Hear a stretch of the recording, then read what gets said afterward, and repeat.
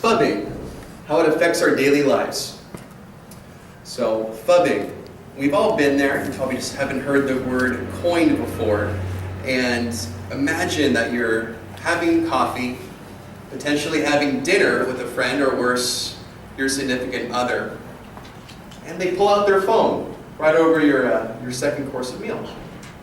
Now, the attention that you were having, that conversation that was going on between you two, starts to degrade, because the attention that was given to you before now is given to that phone. So you might not have heard of what this was before, but it's coined. Whether you know it or not, you've been phubbed. So phubbing. To phub somebody is to actually snub somebody that you're talking to by looking at a cell phone. So my struggle in phubbing, as I had said in my introduction, I am a millennial. I am very techie-oriented. I like to integrate new things, get the new phone. I actually just pre-ordered the new Pixel 3, so I'm now going to be continuing on my phubbing. But in this, I now actually have this continuing on with my daily life within my wife and all of my colleagues and my friends. So this is something that I've been dealing with to make sure that as I'm being present in conversation, that I'm not actually going through and turning off the people that I'm speaking with, turning off those that I'm with, because I've decided to go and use my phone and not pay attention to them. So this phenomenon, it may seem like it's relatively harmless, annoying part of modern life. If you've ever seen a millennial or a teenager, they're our biggest offenders.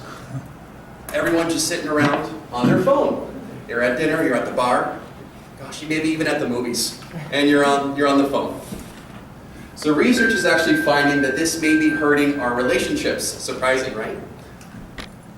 Studies have shown that people who even just imagined that they were being phubbed by another individual, turns out that they actually felt very negative in that situation with the relationship that they were having and in that interaction. So this is just imagining that this was happening to them, not actually having this interaction take place. And this was in accordance to now imagining that they are just having a standard conversation as opposed to having that phubbing interaction. So phubbing, it's not good for anyone. Phone users are generally seen as less attentive and definitely not being polite towards others. And studies have shown that phubbing makes face-to-face interactions less meaningful. So much of our conversation, so much of our relationships and our interactions are actually dependent upon those nonverbal cues. So when you're phubbing somebody, you're not giving that interaction back. You're not giving that feedback that we crave for as human beings within our conversations. For example, I remember that I used to do this consistently.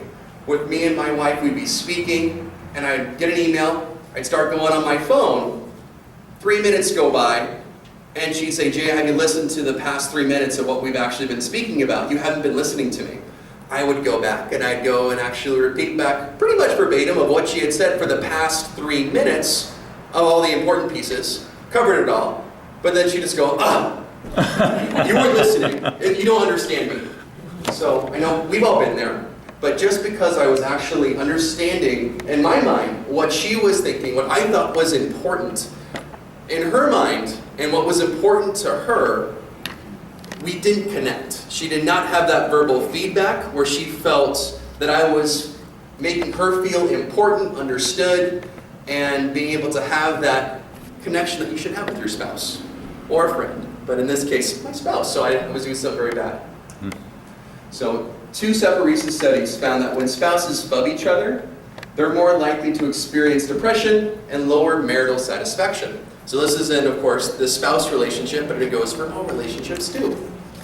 Research also suggests that women and older adults have stronger reactions to phubbing than men and younger people. It just turns out that we want to go ahead and have that interaction as we go through, and it was stronger in the polls for women and for older adults. So how do we stop phubbing? Does anybody have an idea of how we could potentially stop this crazy offense? Please. Put your phone down.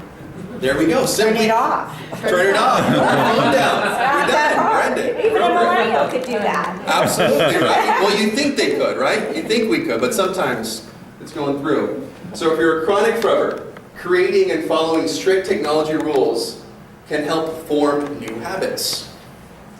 Set those strict technology rules. Put that darn phone away. Thank you, Evelyn. Set your phone to mute. There's now even settings where you're able to take your phone. I think the iPhone does this. I know the Pixel 3 does this because I actually just was reading all of the new things from the Google release. But if you set it down, now it goes mute. All the notifications are gone. Keep the phone out of the bedroom.